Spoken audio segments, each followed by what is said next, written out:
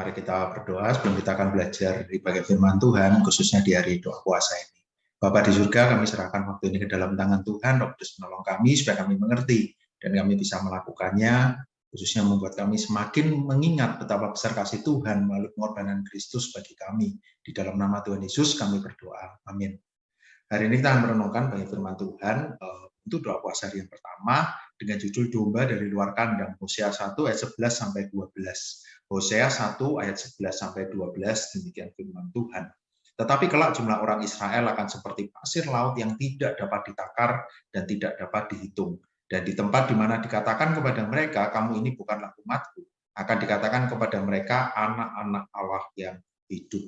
Kalau kita lihat kitab Hosea, kitab yang unik, bagaimana Allah memerintahkan kepada Hosea untuk mengawini seorang perempuan sundal. Tapi ini menggambarkan satu keadaan yang mungkin penggambaran yang kita juga tidak pernah terpikirkan. Ketika kita melihat ketidaksetiaan, mungkin kita akan melihat itu sesuatu yang buruk, itu sesuatu yang mungkin tidak seharusnya terjadi, itu sesuatu yang mungkin memalukan dan seharusnya menimbulkan murka. Tapi yang menarik itulah realita hidup manusia. Justru itu menggambarkan keadaan bangsa Israel yang tidak setia kepada Allah. Ketika Hosea harus mengawini perempuan sundal ini, yang tentu dia juga tidak setia, justru kita bisa melihat, itulah gambaran dari orang Israel.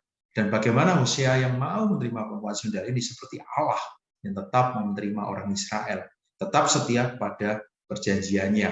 Kalau kita lihat di ayat ini, menunjukkan satu hal yang sangat menarik, gitu ya, bagaimana ada satu kata yang kita bisa melihat ada perubahan yang besar gitu ya dari mereka. Ada lo ami, lo ruhama, bukan umat Tuhan tidak disayangi.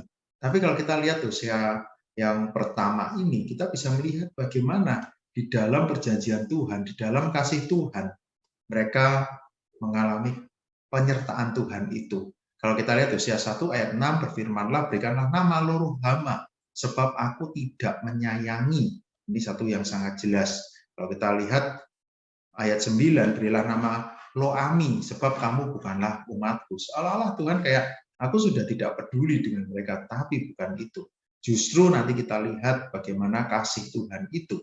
Memang kamu ini dulu bukanlah umatku, tapi aku mengasihi engkau. Karena itu Hosea 1 ayat 12, katakanlah kepada saudara-saudaramu laki-laki, ami, dan kepada saudara-saudaramu perempuan, ruhama. Ya, menunjukkan bagaimana Tuhan mengasihi. Sebetulnya ketika kita di zaman ini melihat perenungan ini, ketika melihat orang yang tidak setia, bahkan orang yang tidak seharusnya menjadi umat, orang yang tidak seharusnya merasakan kasih Tuhan, tapi Tuhan mengasihi mereka. Bukankah ini kita? Kalau kita pikirkan siapa sih kita? Kita bukan orang Israel, kita bukan orang yang seharusnya ada yang di dalam bagian umat Allah.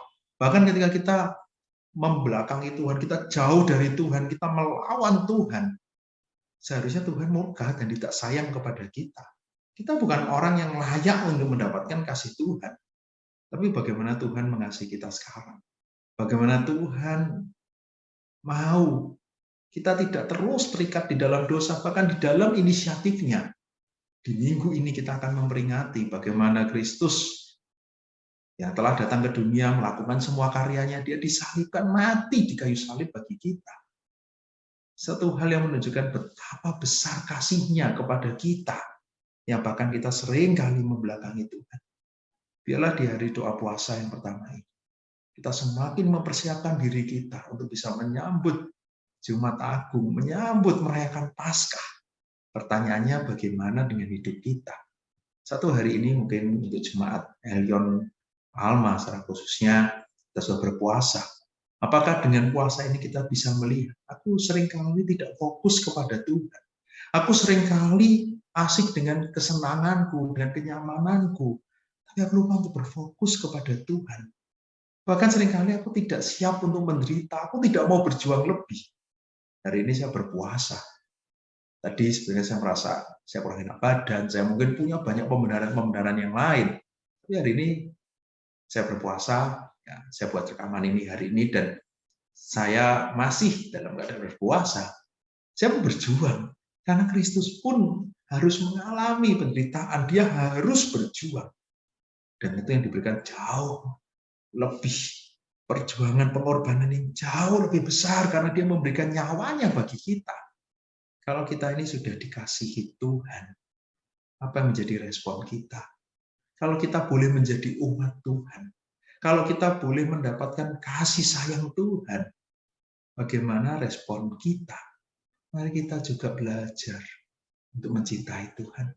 Kita belajar untuk mengarahkan hati kita kepada Tuhan. Kita belajar untuk setia seperti Tuhan yang setia. Kita tidak mau membelakangi Tuhan, kita tidak mau jauh dari Tuhan. Dan ketika kita boleh merasakan kasih Tuhan, itu yang terus kita bawa di dalam hidup kita, bahkan kita bagikan kepada orang-orang di sekitar kita. Inilah keadaan kita sekarang. Kita adalah orang-orang yang sangat-sangat bersyukur.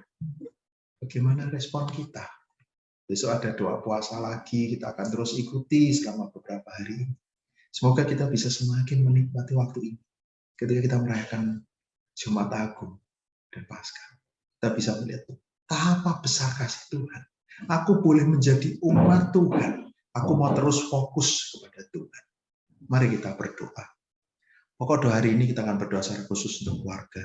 Yang pertama, kita mau berdoa untuk anggota keluarga yang belum percaya kepada Kristus. Kita juga mau berdoa untuk anggota keluarga yang sedang dalam kesulitan, khususnya keuangan, yang sekarang sedang sakit, yang sedang mengalami banyak permasalahan yang lain, dan kita rindu keluarga kita juga di tengah segala kondisi ini mereka juga bisa melihat kasih Kristus. Juga untuk anak-anak kita yang sekarang juga sudah masuk untuk sekolah, untuk kuliah, supaya mereka juga diberikan kekuatan. Saya akan memimpin doa untuk pokok-pokok doa ini, saudara juga bisa ikut mendoakannya. Dan saudara bisa katakan setiap pergumulan kita, khususnya tentang keluarga kita, diri kita kepada Tuhan. Mari kita berdoa. Bapa di surga, saat ini kami berdoa untuk setiap jemaat, secara khusus hamba berdoa untuk mereka yang saat ini sedang berjuang. Tuhan tahu perjuangan keluarga jemaat.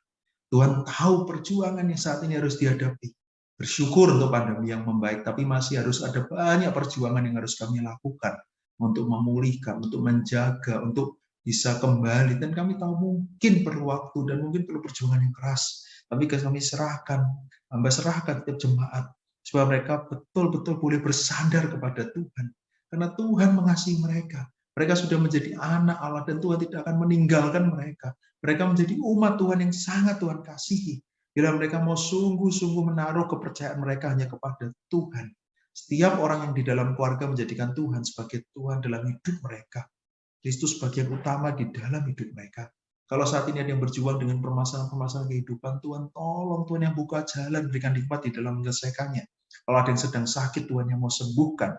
Kalau saat ini mungkin ada yang bergumul dengan banyak masalah di dalam relasi atau masalah-masalah yang lain, Tuhan yang tolong.